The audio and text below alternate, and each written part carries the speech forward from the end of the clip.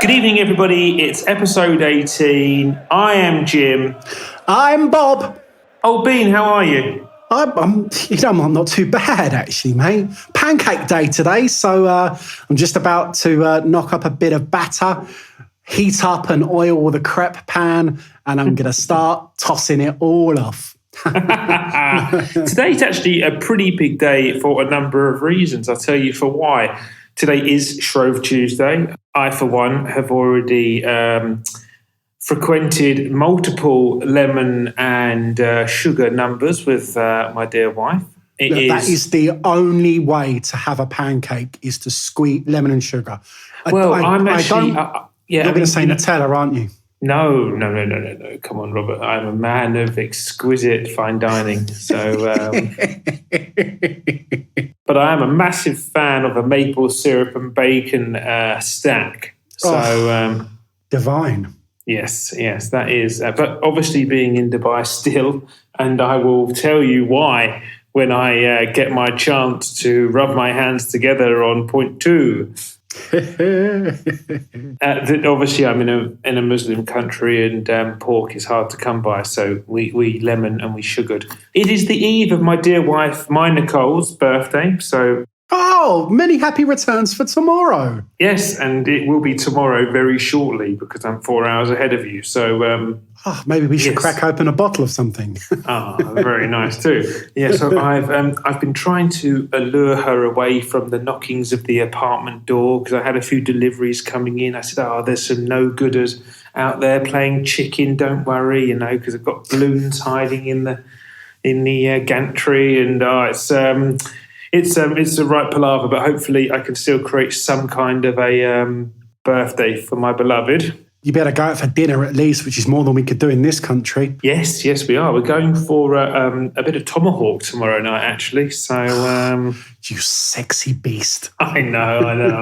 I impress myself sometimes. I hope you're not going to get the violins out on point 2 because there's going to be a lot of people that are going to be putting their fingers up, pal.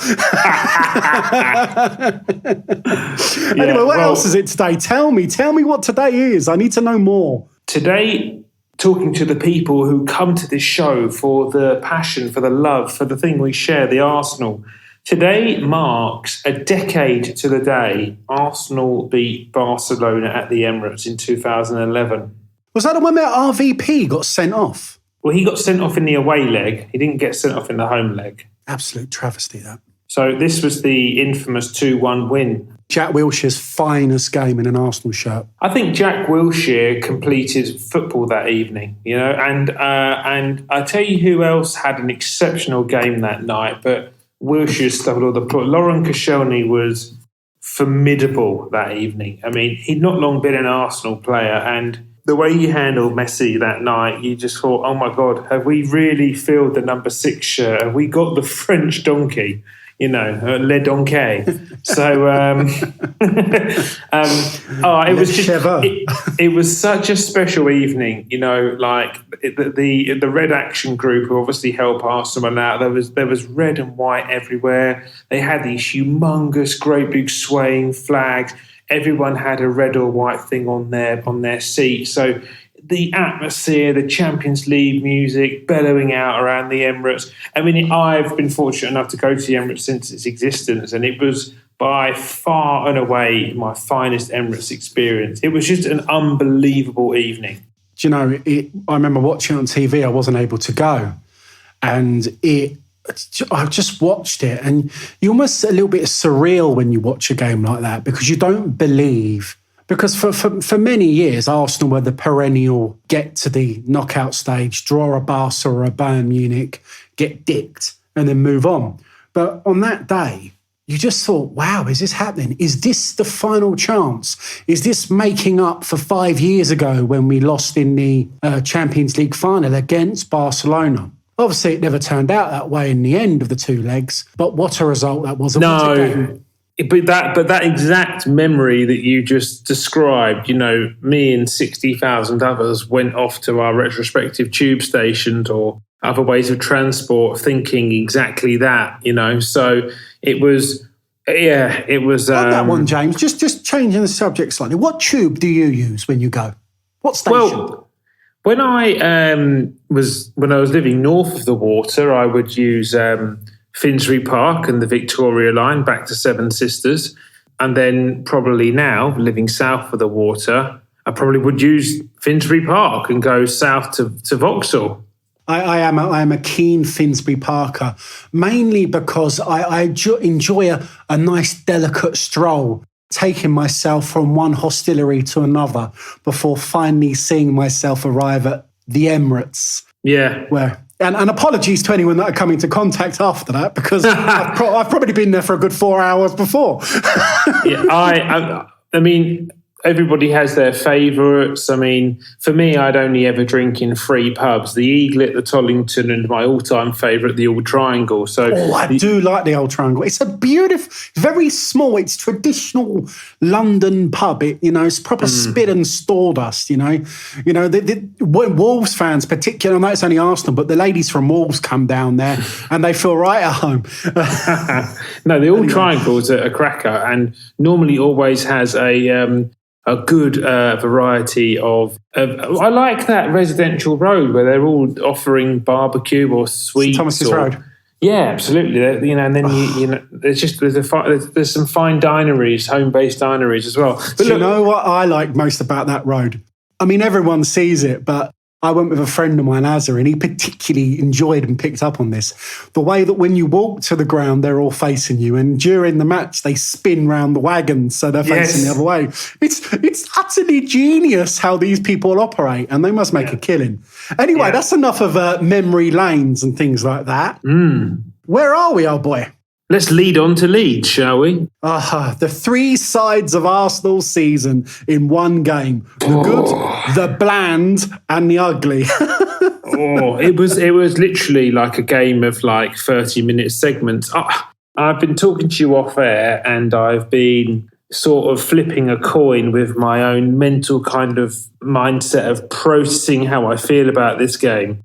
And it's very easy to get on the bandwagon, 3 points again, but I am just, as an Arsenal fan, I've decided I am not okay with conforming to the ideology of accepting mediocrity. I'm just not okay with it. Gosh, you dropped in some words there, boy. You're right, James. There was some good English there, wasn't there? But some proper English. I'm compelled under the way in which the guides of social media and some of the global fan base are looking at this thing, and that was a good result. And yes, it is, in that sentence, a good result. 3 points is 3 points. The old age thing on the golf course. There's no pictures on a scorecard. But that is shooting level par and never hitting the middle of the club face. And that doesn't bode well for a season. It bodes well for a round. And that's exactly the point, with that game. With Bielsa going behind quickly and in succession, because the first half now didn't do much, but then we scored 3 quick goals. You were always going to get the Leeds team that every Arsenal fan, manager, management, player craves, where they are going to, the two banks of four are going to lose all shape. They're going to open up and they're going to try and score back at you. And by God, Leeds did, twice. And we'll get on to our farcical friends. You say that, James. We scored 4 goals in quick succession. It was like bang, bang, bang just before half-time, then bang straight after half-time. First 30 minutes, Yawnsville, thought, here we go again, no creation, no movement. It was just, you could see Leeds nicking it and winning the game. In fact, Leeds had a lot of possession up to that point. And then there was that middle 30, that little click where we scored the penalty. Aubameyang gets a hat-trick. Bellerin breaks through and scores the fourth for Arsenal. Oh, the third for Arsenal. And we were starting to play some nice football. And then, I think shall we come on to the last 30 minutes after we've talked about the previous 60? Because I'd like to, in my opinion, give the last 30 minutes, I'd like to put it on its own, because it's the first 30 is lack of creativity and worrying. The second 30 was when we started to score goals and play some good football with some good movement. And the last 30, I think, needs a lot of discussion, because we could have avoided that. I really did enjoy the front four's movement at moments during this game. I thought that there was a lot of promise from the Smith Rowe Ødegaard scenario. I was very interested to see Ødegaard start and see what he could bring to the team. And I think as a two-ball, as a tandem, they offered something that did please me. I mean, Ødegaard, once he started getting his foot on the ball, really did come into the game. You know, he was a bit cold at the start, but the ice in his Scandinavian blood melted. You know, and I know you have been eagerly awaiting Ødegaard's debut, James. And what did you think about it? Well, it was a little bit of a story of the good, the bland and the ugly, I thought. I mean, I think, you know, he was bland and it was a little bit ugly to start with because he was just not. It was ugly for me with the fact that he was picked ahead of Emil Smith-Rowe in the 10. And I just don't know whether or not that's the right treatment of a player who has been very significant to Arsenal's fortunes changing in the last couple of months. It was bland because Arsenal were bland and they weren't getting the ball to him quickly, and he was, you know, finding his feet against a bizarre. Leeds are a bizarre team. They operate very, very, very uniquely in comparison to others in the league. They are from the sublime to the ridiculous. Yeah, perfectly put. And then the following 45 minutes, I understood what the hysteria was about the boy. There were he looks very, very competent and comfortable on the football in any area of the pitch. And it's the kind of thing that you used to say, like Danny Ceballos, you never get really comfortable with him on the ball in his own third because sometimes there's a touch too many and it looks like the ball could be poached. But this lad plays the game very differently. And he reminded me a bit of Cazorla when he was under threat with the ball. Yes. I never felt like he looked like he was going to lose the ball. And I can see why people say now he can play 8 or 10 because he's obviously comfortable deeper. Something clicked between him and Smith Rowe and Saka where all of a sudden all of them kind of appeared as if they were working in a free role and they were intrinsically kind of plotting in each other's positions, which was pulling what shape Leeds had apart. And then he started to get his foot on the ball and get a handle on the game between the lines and start to affect the game with some great touches, with some little layoffs. And then we saw how good the weight of his pass is when he created... Do you know, can I take you back? Do you remember the film Mean Machine with Vinnie Jones? Mate, I've seen every incarnation of the Mean Machine. I've seen the Burt Reynolds one called Mean Machine. I've seen The Longest Yard, both with Burt Reynolds and I believe Adam Sandler. And I've seen the Vinnie Jones version of Mean Machine. I could explain to you the storyline in full detail, but you carry on with your point. Well, there's the element at the end where Vinnie Jones somewhat gets the ball and lays it off to Danny Dyer, and Danny Dyer blasts the ball into an open net. And I kind of felt like the pass that Ødegaard put on for Bellerin was almost that. I don't know why, but it reminded me of that kind of moment. It's so rare, 20 yards out, you can play a pass where you've cut a team open so much, where he's somewhat one-on-one with a goalkeeper and the goal. And obviously that far out, it's just literally a touch and a shot off. He didn't even get a shot off on goal. And Ødegaard must be literally sitting there scratching his head. I mean, he should be walking home with an assist in a really, really well-rounded debut, I think. I thought that he was good, Ødegaard. I enjoyed him. I enjoyed everything they did. One of the things that really did, and I think the three we just mentioned really helped this, Pierre-Emerick Aubameyang. Welcome back to the team. That was majestic. I mean, he was the difference. Going back to the points around the good, the bland, the ugly, right? I thought Aubameyang was the difference that meant that we won that game. Totally.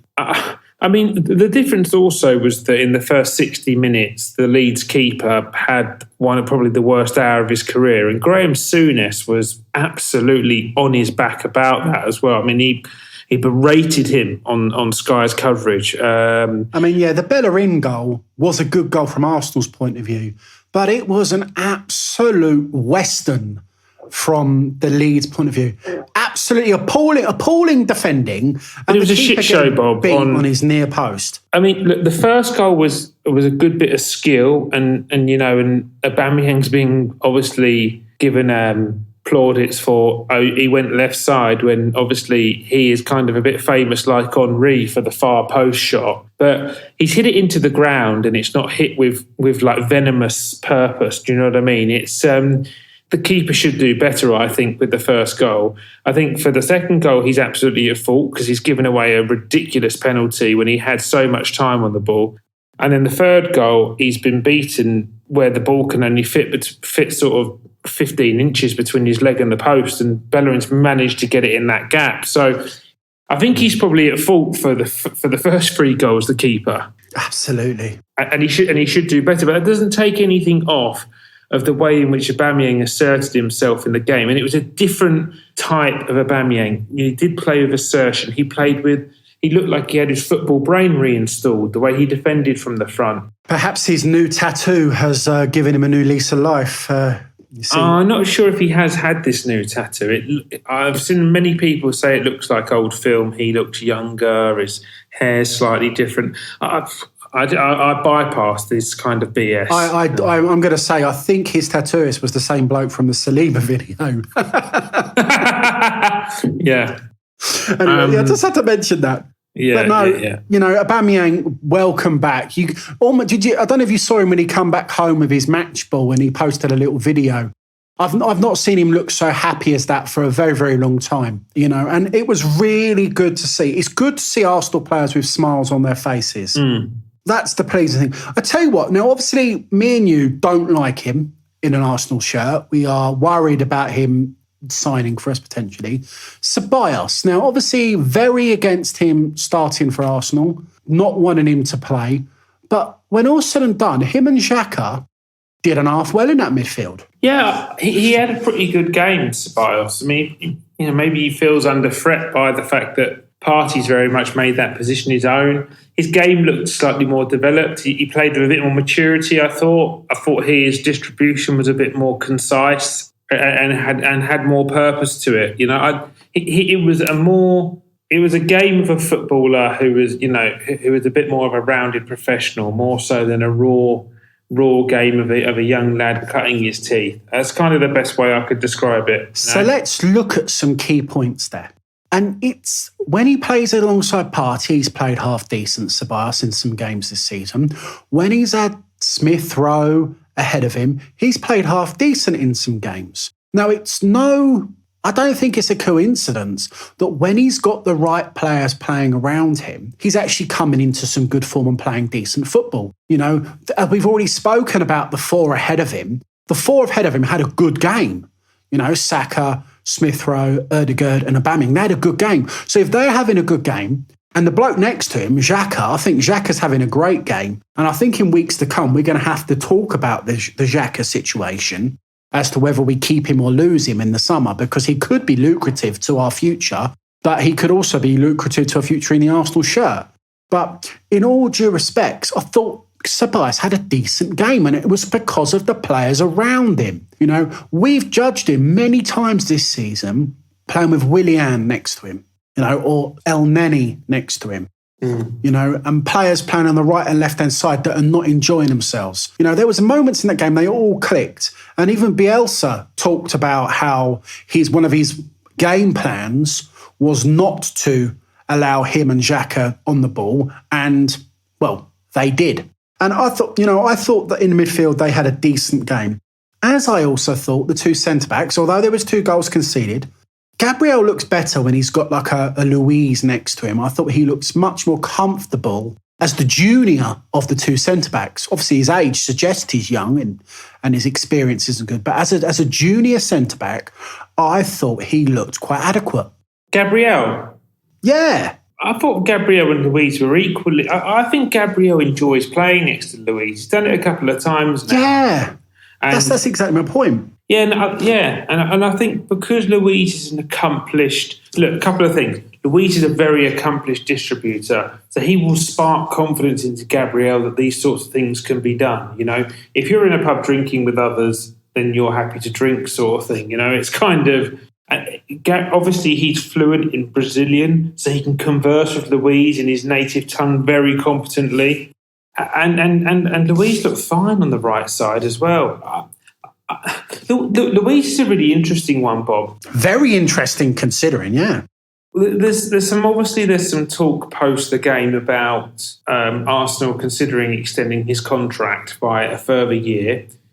I believe he's only 33 now, so in this time next season he'd be 34. He still looks very fit, Luiz. David Luiz, 22nd of April 1987 he was born, and we're talking about him being old. Doesn't it make me feel old? Yeah. Yeah. So he's 30. He's 34 in a month and a bit's time. Yeah, so he'd only be 35 for a month when the next season finishes. If the Premier League's back to operating what we understand to be a normal schedule. So I don't think that's too old. I think centre backs can probably play slightly longer than wingers and central forwards. I would sign him in a heartbeat. Yeah, I think I'm for extending him. Now, it's an interesting one because if you turn around and say, okay, I'm for it, okay, that means I've still got Luiz, I still have Chambers, I've got Holding, I have Gabriel, I've got Mari, Mavropanos, and our good friend William Saliba. That is still 8 centre-backs. So weirdly, and this is obviously against rules and things, it's the 2 English guys that I'm looking to move on. So you consider moving on Holding? Yeah, I would. Okay. Because I think there's some value in moving him on. I don't think he's as good as Gabriel. I don't think he's as good as Mari. And I think he will get me more money than other players in the same position. So I would move him on. I know it might be a popular decision, but I just think for the good of Arsenal, I think that the team I want to see play is I want next season Mari and Gabriel to start as our main centre-backs. I'd like Saliba to play more football and hopefully come good during that time. I don't think you can, Bob, because I was having this conversation with a friend and he made a very good point that left-footed players aren't used to playing in the right centre-back position because they're more rare. We had the same conversation on last week's podcast with dear old Frankie, didn't we? Well, yeah, exactly. And, it's come up a couple of times. And I think Frankie also made the point about, it has to be a right-footed player who plays right centre-back. So, if you've got Saliba and Luiz who are right-footed, you've got Mari and Gabriel who are left-footed, and then Mavropanos is right-footed, as is Holding and Chambers. I think Mavropanos and Chambers are, they're going to... I know Mavropanos has had some decent games in Germany. I mentioned that to you the other day and you laughed at me because obviously I just read a tweet and thought, I'll forward that on to you. But yeah, I think probably Mavropanos will be moved on. Chambers for sure will be moved on, even though he's quite versatile. I would re-sign Luiz. And there's I heard someone mention on Twitter about maybe a coaching role for him. I think he's got a leadership and father figure, and maybe that's a bit of a lame word, father figure, but he's certainly got that influence in and amongst those centre-backs. And whilst he's prone to a mistake, he is also, I remember when we signed him, I was against it purely. And when he plays, and he's played certain games, and last season against Man City where he had that mare of a game, I was like, what the hell's going on? Then we give him a contract extension a week later. I'm like, good grief, what's going on? But then sort of since then, he's put in some performances and some shifts that I thought the bloke gives, and this is important for me in football, and when I look at footballers on the pitch, irrelevant of their skill, ability and quality, he gives a shit. And that for me as a fan means something. I mean, look, he normally gets caught out because sometimes it feels like he's trying too hard, not because he's being lazy, if you know what I mean. I mean, he gets caught missing a little bit, and a couple of he's ended up being a subject of somebody who's been targeted a little bit as well. Oh, did you hear what he was saying? When the penalty was given, the one that actually was given to Arsenal, Right. I believe. Or not, was it the one that wasn't given? He was screaming at the match official, apparently, I've heard. He was shouting at the match official at the screen, saying, penalty, red card, just like Wolves, was what he was shouting. Right. And why not? Because that, I think he deserves his right to mute his point there. Yeah, look, I think so too. I'm quite a big David Luiz fan, to be honest. I'm not anti David Luiz whatsoever. I quite like him, and I'd be pro him signing an extension. I think he has more good games than he does bad for Arsenal. I still think when he plays, I think we move the ball quicker. I think he can get the ball to Partey quicker in the pocket, and I think he's a useful. I think he's a useful asset for Arsenal to use. Yeah, I agree. I think and this is really interesting, and it's about that development of Saliba. He's played in France. Gabriel's played in France, so there's that connection there. And I think that both of them surrounding Saliba maybe for next season could get that boy, more confidence, more understanding of football, and playing a little bit for Arsenal. I firmly expect Arsenal to register Saliba in both the league and Europe next season, because it will be perfect for his development. If they don't, I would be surprised if they keep him. Well, something's gone very wrong if they don't. That because he's now playing football again regularly and playing half decent. Yeah, well, according to reports, yeah, exactly. So the fullbacks for Arsenal. Now, there was a few moments for Cedric, and a friend of mine said about Cedric and FFS Cedric and all of that, and I felt that obviously it was Cedric that made have an error, and he does this, but I don't think you can blame Cedric the person. You can blame a right-footed left back. And that's your issue. If you play a right foot at left back, you will have an issue because, they're the wrong side. You need them to to be on the right side to get the right result. If you go and drive an English car all around France, you probably got slightly more chance of an accident than if you drive a French car with the driving on the other side. Much the same as if you drive a continental car in England, you've got more chance. How good are you going to be at a parallel park when you're sitting the wrong side of the car? That's simply it. I like to simplify things with analogy. That's it. Drive on the right in this country. That's how we drive our cars. You sit on the other side, you'll have an accident. And that's what Arsenal are doing. Bellerin scored a goal, but that was about it, wasn't it? I don't know where we're at with Bellerin, honestly. I mean, he's captained the side quite a few times. I'm not sure who in the club believes that he has leadership qualities over everyone else in the squad. I think he comes across as someone who's very anti-animation. He's very big on green. He's very big on vegan. He's very big on he's very big on humanity and things like that. He just doesn't seem to be the kind of footballer who wants to have a die-hard attitude, which is still very important in a captain. I don't hold it against him, all of that. No, absolutely not. I mean, he's not a captain like we just talked about Luiz there. No, and exactly. Luiz would be someone who I think would be genuinely honoured. I think Leno is actually very vocal. I think Tierney has very good captain attributes for the future. He's back in training as of today, Kieran Tierney. Yeah, that's positive. Let's just see how that That is the lemon and sugar on my pancake. That is today. Yeah, a little squeeze of this. That is really positive. He's back in training. Let's see how that unfolds, old boy. So how did Leeds get back in this game, James? How did they get back in this game? How did we go from sitting there 4-0 up, looking like we could score 5, to being 4-2 up, looking like we could be losing the game? The last 25, 30 minutes, or last 20 minutes, if you will, we looked like a team that was behind. You brought Willian on. Really? No coincidence there. You're right. He stopped us dead, Willian. Willian stops Arsenal dead. The thing is, Bob, right? Sometimes it's okay to concede good goals. You know, we had this point against Southampton, like when Pepe was getting stick for what was a really well-worked move.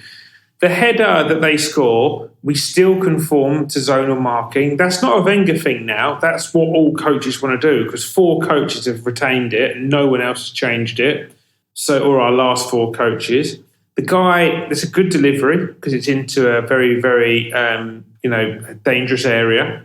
And the bloke's an absolute animal. I mean, he comes from nowhere. He gets above Louise, and I mean, he arrows it into the net. You know, so it's a very well worked set piece.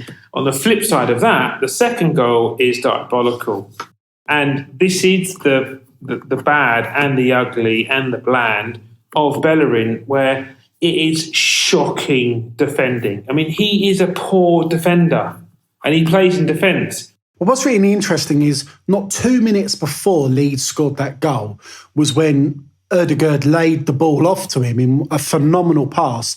His miscontrolling of that ball, and that was dreadful control. Yeah, because he, in the words of Louis Armstrong, he had all the time in the world, and he did, and he And you've got no excuses at the Emirates. It's on the carpet. I have seen people with 3-wheeled trolleys control them better than what Bellerin did there. And, 3 minutes later, practically, they're at the other end. They've got him behind him on that side, and they've scored, a simple goal. My issue, and we talk about Bellerin and Arteta every week, but they are 2 things that are not getting much better, in my opinion. And I'm not Arteta in, but I'm not Arteta out, but I'm certainly not Arteta in yet, even though we've had some better results, because he continues to manage the team when he gets an opportunity to in a negative mindset. And I don't agree with that. I do not conform to that. You always say to me the best way to defend is to shoot, because whilst you're shooting, the opposition aren't. That is my parlance for everything. That is exactly what I say. And when we brought Willian on, and this is a key substitution and a key moment in the match, because we could have brought on Martinelli. Or Pepe. Or Instagram hacker. Or Pepe. Both of which could play on that left-hand side, no issues at all. Pepe's arguably been in great form down that left-hand side. Yeah. We could have brought Lacazette on, played him in the central role, and put Aubameyang out on the left-hand side. Yeah. Instead, we bring on Willian, and it sucks us dry. We are lifeless. And all of a sudden, we're stopping to move the ball. We're slower moving the ball. The interchanging movement from the front 4 is not there anymore.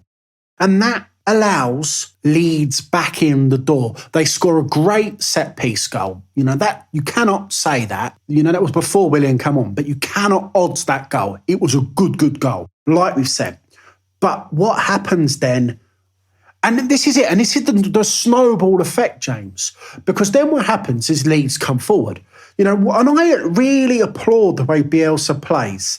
Because Leeds, to spell it out, they just don't give a fuck, Leeds. They play exactly how their manager wants. And their manager doesn't give a fuck. He wants to play football in a certain way.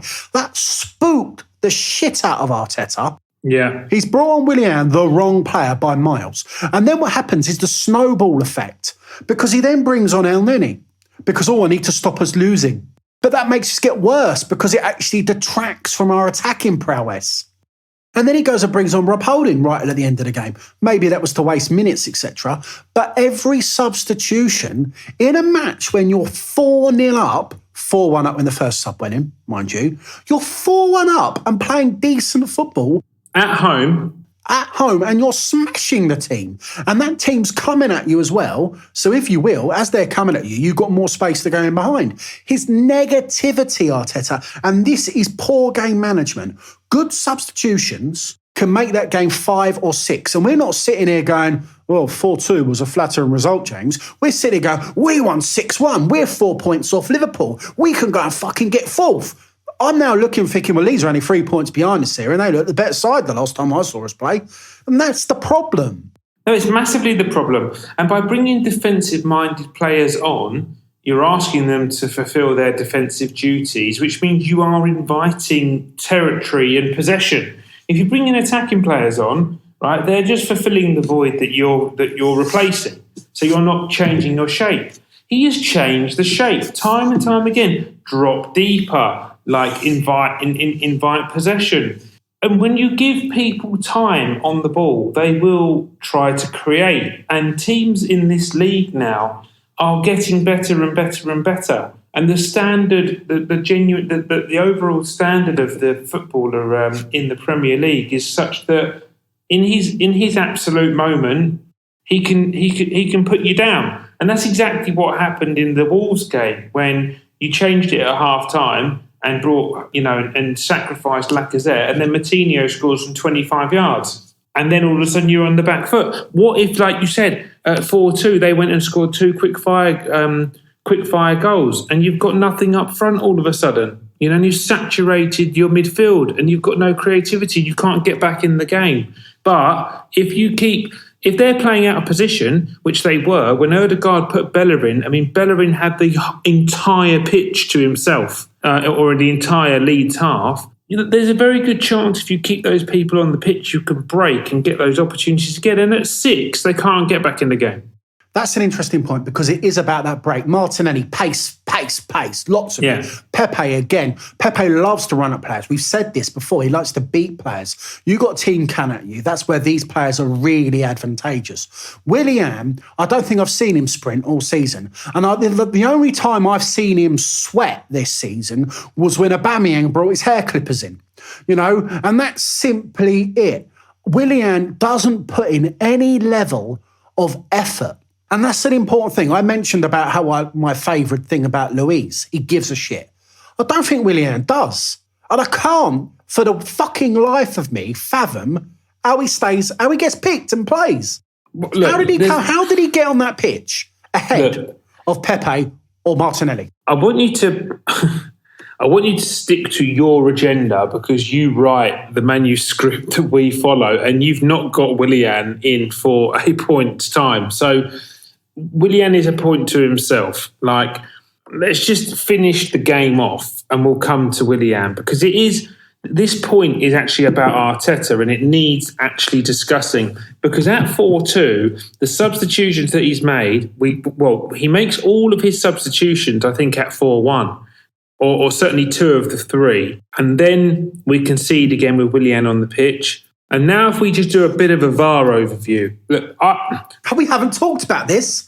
The one on Saka absolutely is a penalty in my opinion. And it is scandalous what happened within the next 90 seconds afterwards. I'm absolutely seething about how quickly Andre Mariner got in the ear of the referee, because there is no way that he is rocking and rolling, reviewing all angles in that time frame. VAR have got to him so soon after the event. It's not like Aubameyang's about to line the kick up and he's like, hang on a second, I've had 5 minutes on this, you really need to go and look at this. He has said straight away, watching it live on a screen, no, not having it. And that, for me, just feels... It is the job of the VAR is to point out where a clear and obvious mistake has been made by a referee. Other than that, the referee's original decision should stand unless they ask VAR to prove them wrong. And VAR interrupted him, which is against the mandate that they are supposed to operate by. Interesting point. The referee had given a penalty and they said no. Right, and it is not clear and obvious. Well, it looks more clear and obvious from the. I'm giving you 2 camera angles to look at, Mr. Referee. I forget the ref's name, dreadful with names. From Andre Mariner. Have a look at these 2 angles. Tell me what you think. Didn't go back to the fact that he had. His line of sight was not covered in any which way. He had a clear line of sight and did not look at. Did they again? The same as the Wolves one. They did not look at a 360 view. He gave him 2 angles which looked contentious and changed his opinion based on that. And The reason why I wanted to get that out, and I'm sure you have an opinion as well, but I want to finish on is that VAR is still a massive fucking issue, because the Patrick Bamford one at 4-2, which is why I'm sticking VAR to the Arteta point, is a stone wall penalty on Patrick Bamford. It is absolutely, and VAR wasn't even considered when the referee didn't give it. And how you could interrupt the Saka one, but then not interrupt the next one, is absolutely beyond me, because Bamford gets between the two Arsenal players and neither of them get near playing the ball, and there is contact, and he just can't get through the gap, and he's taken down, and that is absolutely a foul anywhere on the pitch. And the point I'm making about Arteta is, after you've made your substitutions, the referee obviously went to the screen and overturned his original decision, so you've got to say that doesn't stand. Leeds absolutely should have a penalty there. And all of a sudden that's 4-3. And that is seriously fucking squeaky bum time. And that's only a byproduct of the bad decisions you've made in the second half of the game. It is. And we allowed them back in. And they got into our box. And, you know, I'm not too... I don't think that's a stonewall penalty on Bamford. I think that the players have closed the door on him and they've continued, and because they're ahead of him, you know, it's almost the absolute reverse of the Luiz decision, which was a penalty. Because Luiz is behind him, it's almost like Luiz has made the decision to follow his line and bring him down, which leads to be the penalty and the red card. But in the incident with the Bamford thing, because the Arsenal players are ahead of him, it's almost like in driving terms, again, it's their right of way and they've continued on their line. And that's necessarily why it's not a penalty. I didn't really see much why the Saka first one wasn't a penalty. And again, your point about clear and obvious error, I applaud that, because isn't that what last week's beautiful FOTW, Peter Walton, said it was meant for? It's meant to overturn clear and obvious errors, not get the right decision. So was the Saka one a clear and obvious error? I know Sky have did a poll, but they've done an online poll and it was 36% in favour of it not being a penalty. Okay, maybe if you looked at it with video refereeing, you could determine that maybe that wasn't a penalty against Saka. But was it a clear and obvious error, James? No, it wasn't, was it? You know, and while we're on the subject of VAR, because, you know, it's important. The last few weeks we have turned around and said, look at cricket, look at this, look at that. And obviously cricket with the India-England test match, which England crumbled in. There was a couple of decisions against England that were absolutely diabolical. And they actually make some of the decisions that were made in the football over the last few weeks. look, the decision not to give some of those things to England makes the Saka penalty situation look quite fair. But did you see Saka's face when it was overturned? Yeah, he was shocked. No, he was almost like, oh no, not again. You saw Arteta's face. Arteta looked like, what?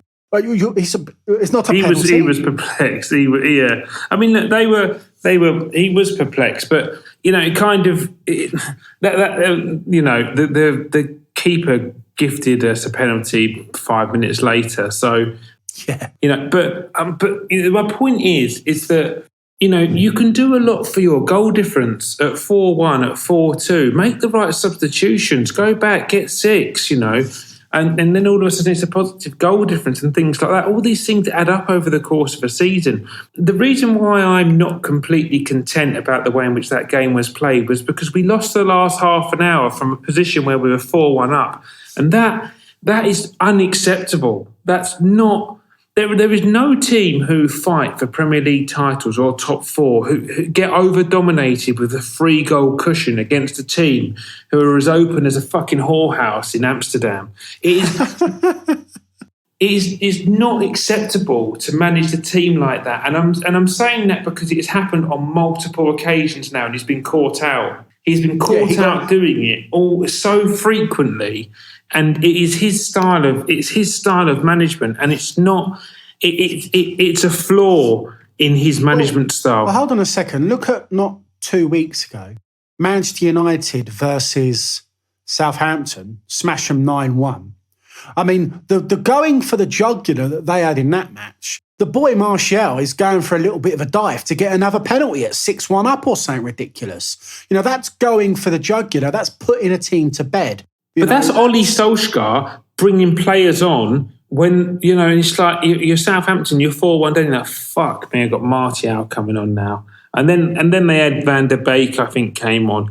And it was like, I think he actually made 3 attacking substitutions. I mean, we could have done that, James. We could They absolutely should have done that. I mean, it was the perfect game for Martinelli to come back into the side. He's been a bit part player since his injury, 3-1 or 4-1 up with a licence to just absolutely run at these lot. In behind, you can try and get a goal into Lacazette, who's desperate for a goal. He's been playing good football without a goal recently. Makes perfect sense, because we know Lacazette goes through these periods where he scores for 4 games and he goes missing for 6. And if you was doing the stats on Lacazette, you were like, look, if I could keep him in the goals longer, I might get his form on the pitch where he's a good athlete, a good defender from the front, a good team player, X, Y, and Z. You might get all these other elements just for a little bit longer as well. And Ødegaard was an obvious substitution because they're getting him up to match fitness. And Smith Rowe and Saka were probably 2 players. Saka has to be protected. You've lost KT and Partey in this season, 2 of your best players. You can't afford to lose Saka. You've got to start protecting the most important assets in this side.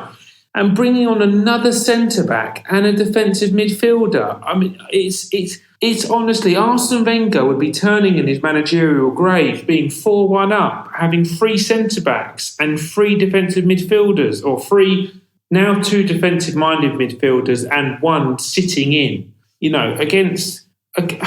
Honestly, protecting a lead against a home as well. I mean, it's absolutely beyond me. I can't...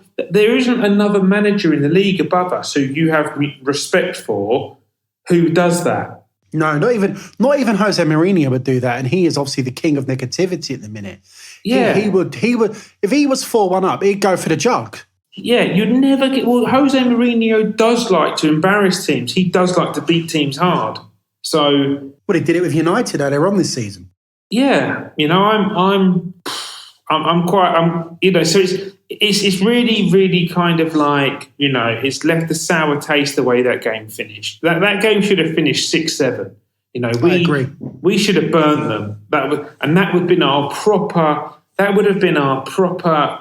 a proper Arsenal win, where we've put a proper, the goal difference wasn't better than the Fulham game at the start of the year. That's still winning a game by 3 goals has still been our best result. And this game should have topped that by a mile, I agree. It ended up a flattering result, but really we should be looking at that as a flattering result for Leeds, but it wasn't. It was one for us. So we won. We got 3 points, James. It's positive. Yeah. Move on to the next games and everything else like that.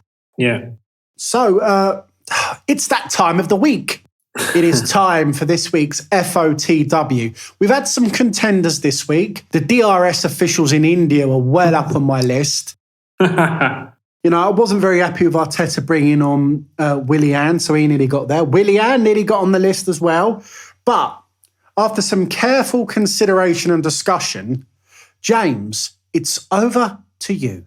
This week's fuck of the week is the UK government, and probably more directed at that gimpy head moron Boris. Because I have, obviously, as the listeners will know, and you've well known, Bob, been in Dubai now for some time, and I was just planning my return. And subsequently, the UAE, who is the second most vaccinated country on the planet, and has had less than 1,100 deaths in total in COVID, whilst the UK have amassed a fantastic 100,000 plus, has decided to state that me, myself and my family would need to stay in what can only be described as a outer West London prison for 10 nights under the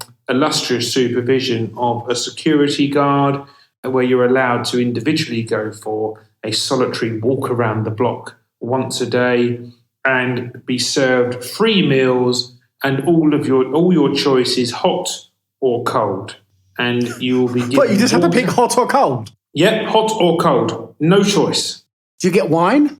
You don't get anything other than water, tea or coffee. If you want soft drinks or if there is any available alcohol, it is at a surplus payment. Obviously, I would expect to pay for alcohol. Absolutely, but that would be understood, and I would be understanding with that if this was either one of two things: a heavily subsidised arrangement, or that, in fact, actually, for the protection of the country, a government-funded exercise. No, Robert. The reason why Boris is fuck of the week is he wants me to pay £700 an evening for this privilege. What? Exactly. So 700. Where are you staying? The Dorchester? No. You are staying in a slum, my pedigree chum, in fucking Staines. It is a hotel affiliated 3-star restaurant with a family room. So it would be a double bed for myself and my wife, a single bed, which is actually a sofa bed, and then a camp bed for my 2 children. And that room rate, which I think, looking on booking.com before I decided on my distinguished FOTW, actually looks like if I was to book that facility in March, it would cost me about £145 per evening. Even that's quite steep for what you just described. But I think it's because it's so close to the airport and they charge a premium for it. So let's just let that go. But obviously, with that in mind, that hotel has factored in a margin into that amount of money. So that's not trade, right? They're like, we can sell this room at this price and make money. Yeah? So that means that they are charging me £555 per day for 4 people to eat. It's absolutely barbaric. It's £135 per person per day for 3 meals, water, tea and coffee. It's, and all your choices is hot or cold. You're going to get curry and rice for dinner. You're going to get maybe, I don't know, a cold lunch would be a ploughman's probably. You love a ploughman's. Yeah. Or a hot alternative is, I don't know, God knows, a sandwich. Look, even if you're given a full English hot breakfast, a salmon fillet with rice and vegetables for lunch, and a tenderloin with potato and vegetables for dinner, there's still so much margin being sucked off the table. It is absolute. Honestly, I'm beside myself how £7,000 for 10 nights. It's absolutely outrageous. Mate, I reckon you could get sandals for less than that. No, well, so I've obviously looked at so that is why, by the way, Boris and his travel agency corrupt money smuggling friends must have his meddling little mitts on this. Yes, absolutely. That squiggly little thing. That bloke's a fuck. Yes. He is. He's not of the week. He'll qualify for it somewhere in the next few weeks. Don't get me wrong on that. Oh yeah, I mean he is. Remember, this is the UK government that one of the last transport ministers gave a ferry contract. Yeah. Remember that when they gave a ferry contract to a company without any fucking boats. He, Walton, Johnson, and I don't know, there's probably one other lurking, but all of them for Fuck Personality of the Year, which hopefully Gary Lineker will host for us on BBC come Christmas, will all be no doubt quite favourites with the bookies. But Walton's probably for Fuck Personality of the Year. Walton is leagues ahead of everyone at the moment. Yeah, he is odd. Mate, so we're not going to discuss what you're going to do actually on the podcast, because obviously that's private. I will have a chat with you afterwards, but I don't think the rest of the world need to know what James is going to do. Plan how long he's going to be there and that. But we'll chat about that. But yeah, James, I absolutely, whether people agree with the quarantine hotel situation or not, or they like the idea of it, the rate that you are describing is absolute fucking burglary.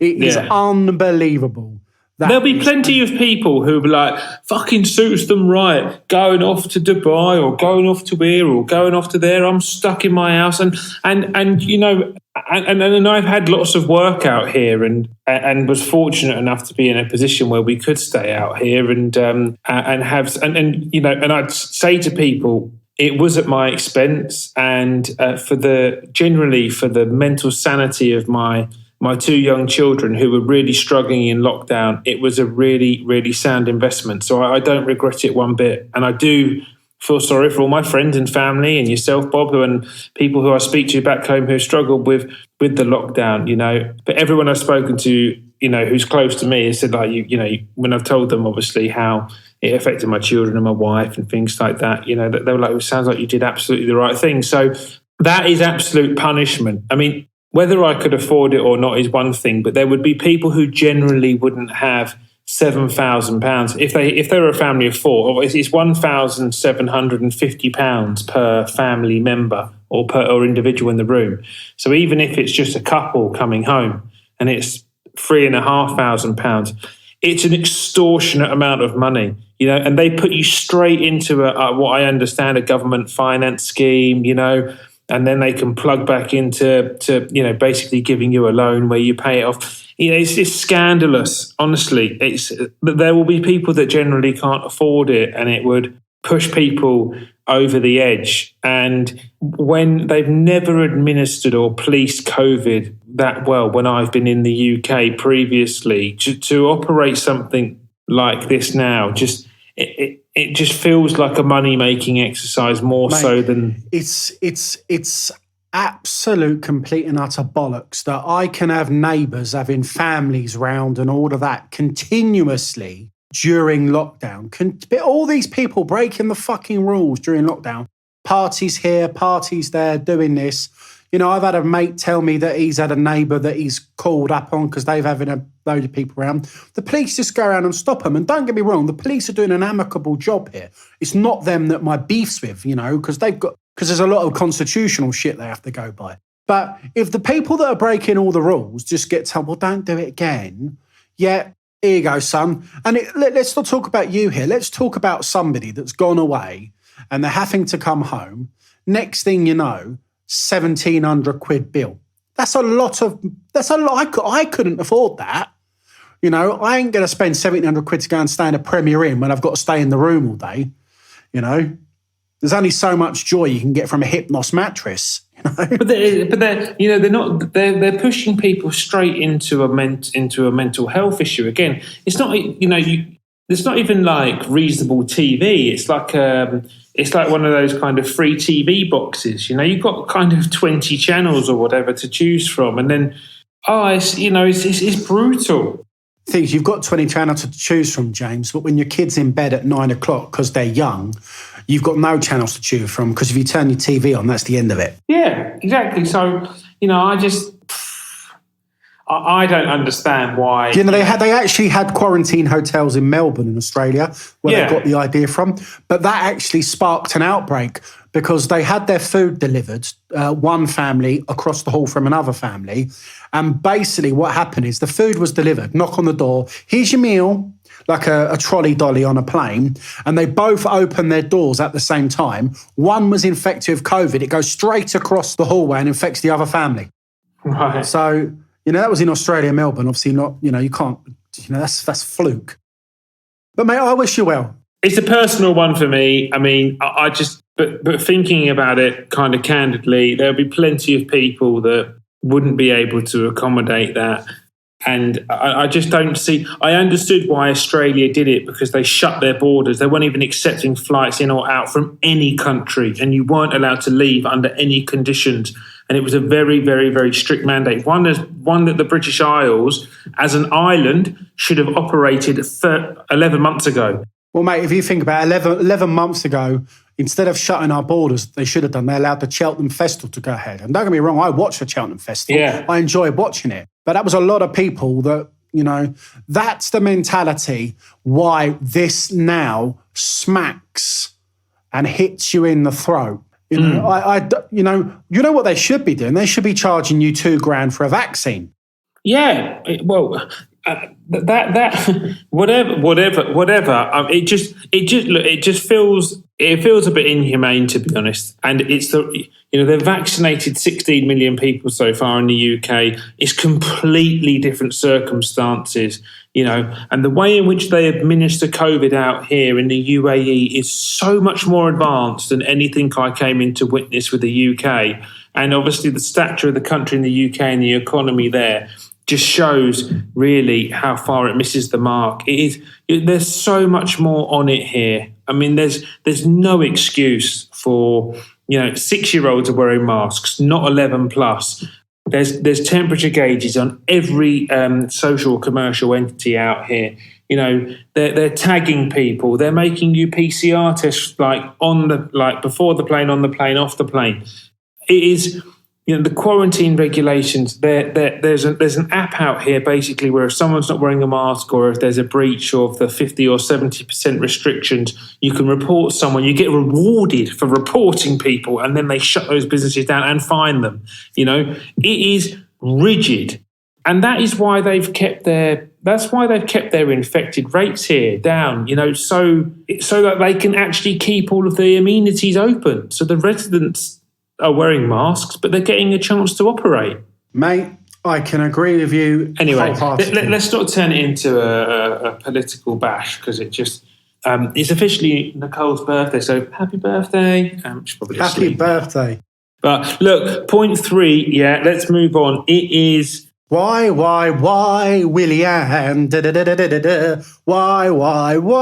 Willian? I won't sing again, I promise you. How on earth does he keep getting on the fucking pitch, James?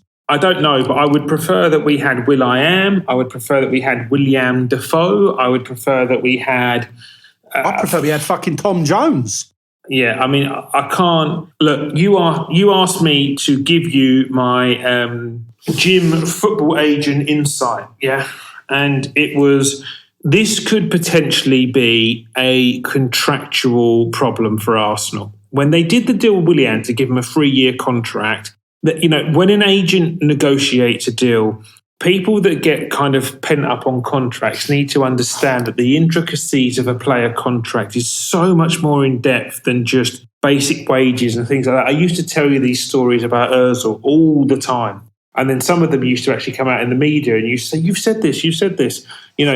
Willian's contract could be filled with so many commitments in it that could be our biggest downfall. And his basic salary could be lower than what he was paid at Chelsea, but he may be given some, he might have done a deal that you will play in 75% of the Tier 1 games, which will be any European competition in the Premier League.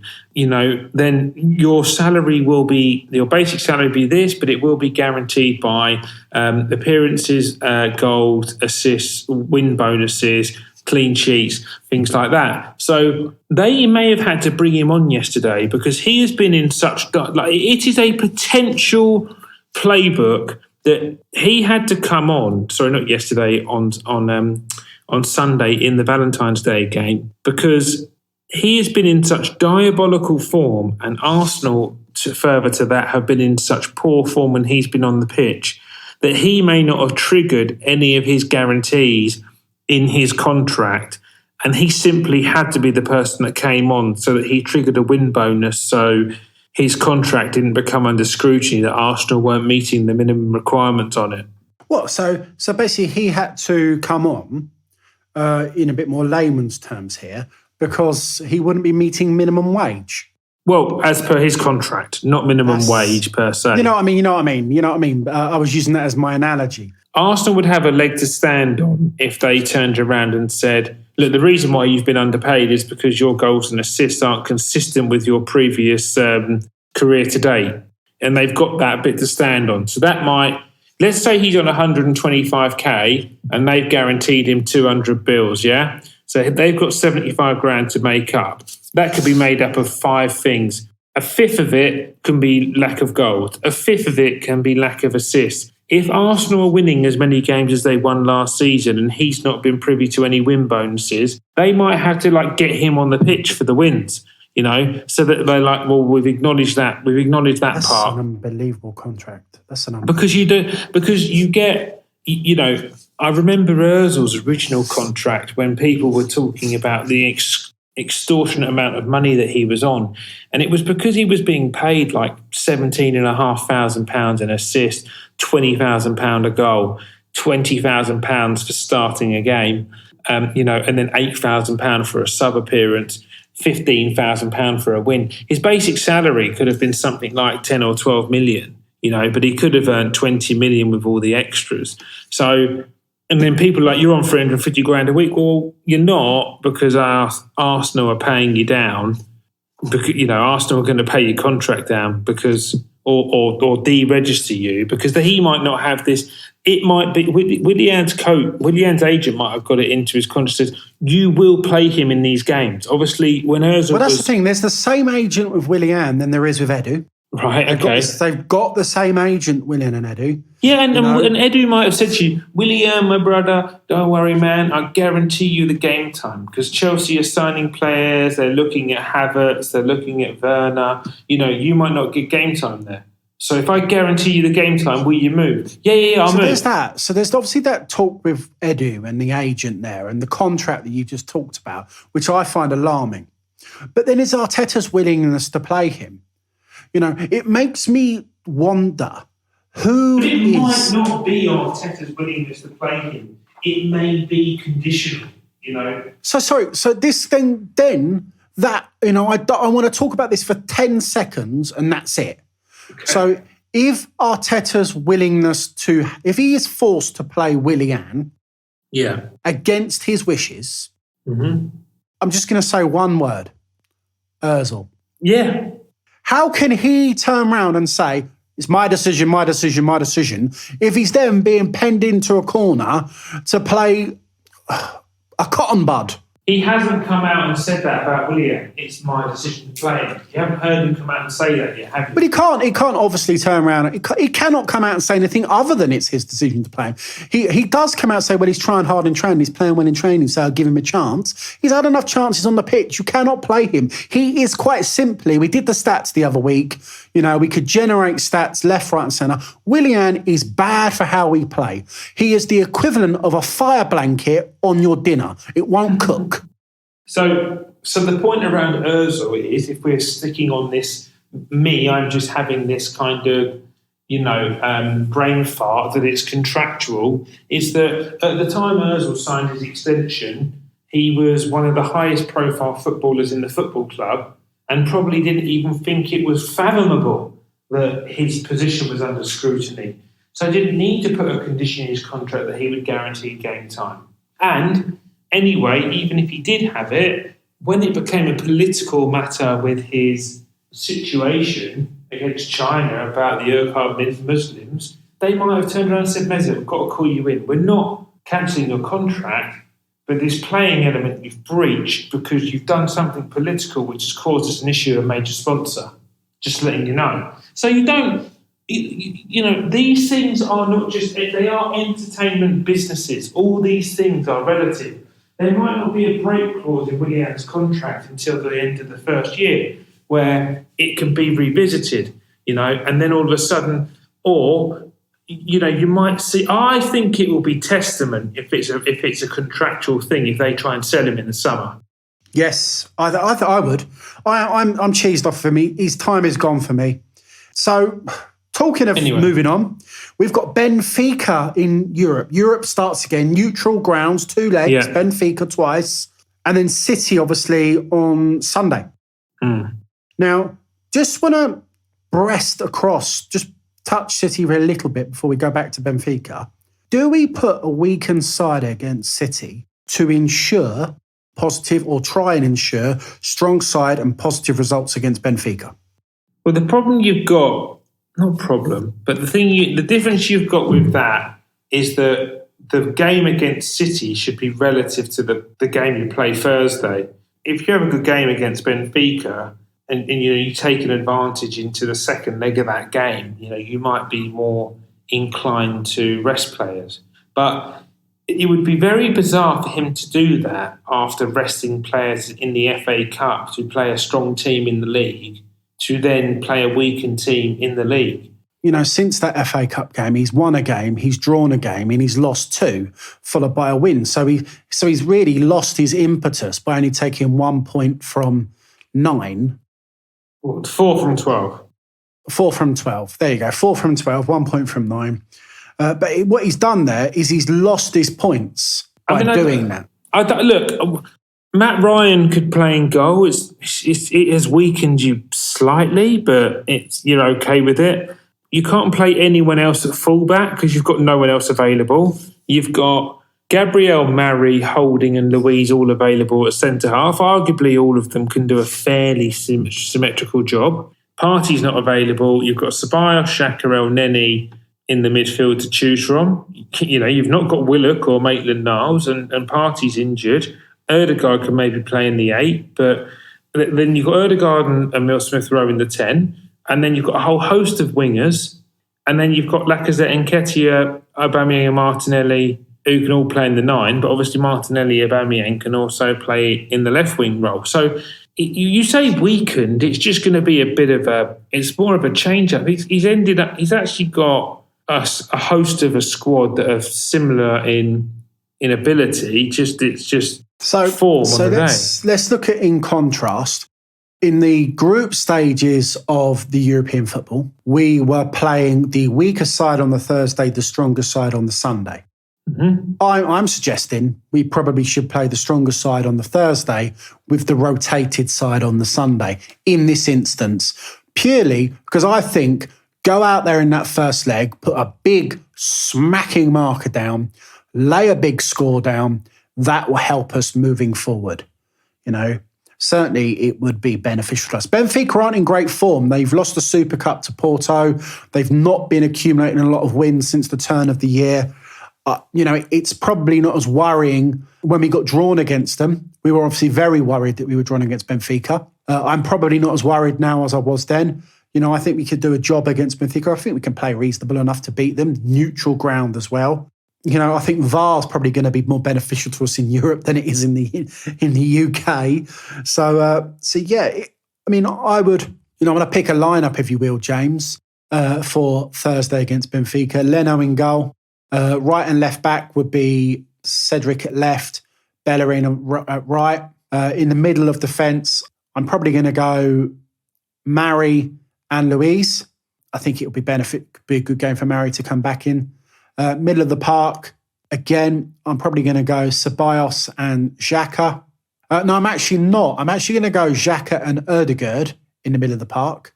And then I'm going to go across the next 3, the top 3, if you will, there. Right wing Saka, central Smith-Rowe, left wing Pepe, Aubameyang up front.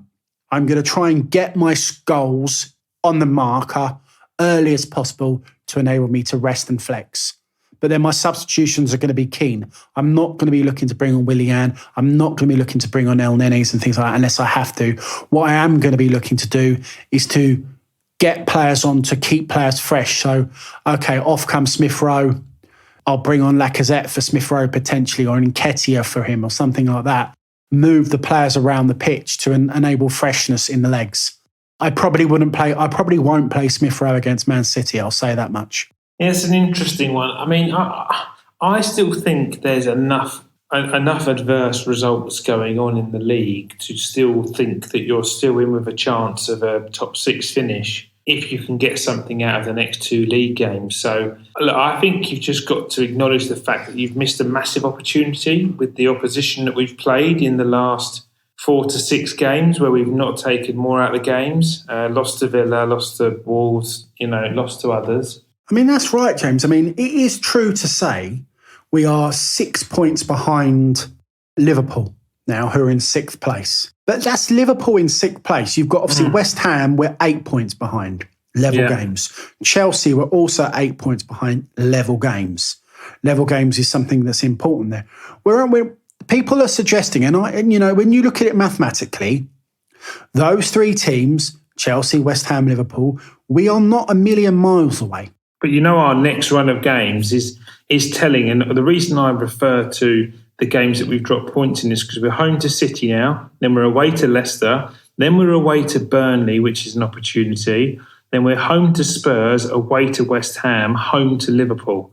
So, 5 of the next 6 league games are all games where really they're probably games where you're not going to expect to take. Of the next 18 points, 10 points would be an exceptional effort, I think. Yeah, and you've got the teams around you. So saying we are so close to Liverpool is fair, but what's in between you and what's around you and what's got to come, you're a million miles away. And that's why it's so upsetting. Beating Leeds on Sunday, followed by Liverpool losing, doesn't make me feel joyous that we're so close to this team. It upsets me because in certain elements during this season, before and after Christmas, we have dropped points where we shouldn't have dropped points that would see us closer. We've had VAR decisions against us that have cost us points that would see us closer. So for us to be having one of the worst seasons we possibly have, and the whole league, other than really Manchester City at the top, and probably Sheffield United, West Brom and Fulham at the bottom, the whole league itself is almost in a little bit of silly season because of the way everything's working. Because of the amount of cancellations, the amount of games in hand, there isn't a trueness to the way the table looks at the moment. So yeah, it's true to say that Arsenal are 10th, only 6 points behind Liverpool, but Leeds have a game in hand, Spurs have a game in hand, Villa and Everton both have 2 games in hand.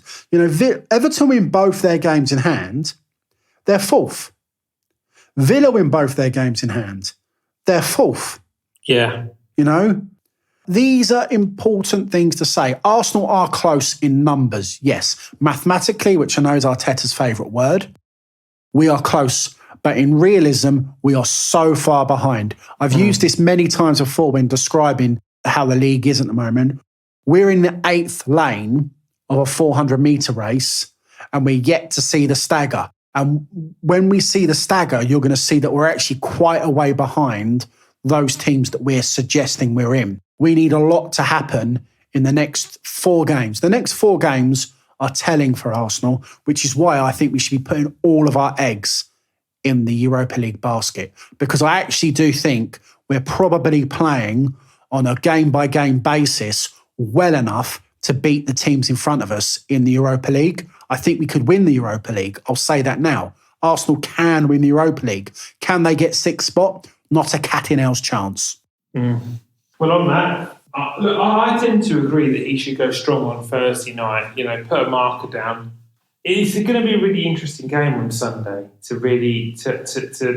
City are flying, and I'm really intrigued to see how Arteta manages that game. So let's go into these 2 games now. I think Thursday's a must-win. I think Sunday is a really, really good, good example of what a marker and where we're at as a football club, and what the gulf is between where we are and where we need to be.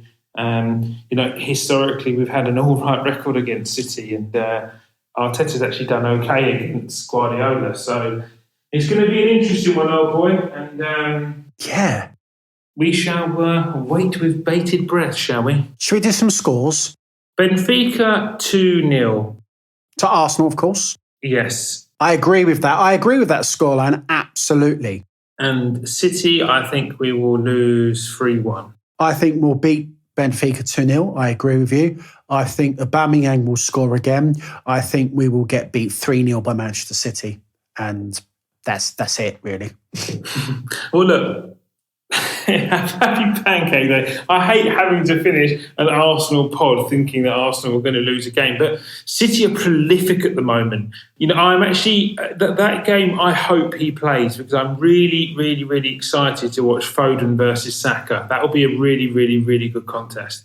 The trouble with Foden versus Saka, James, is that standing next to Foden, you'll have De Bruyne potentially. Well, exactly. He just so happens to get fit for this fucking game, And De Bruyne's record against Arsenal is outrageous.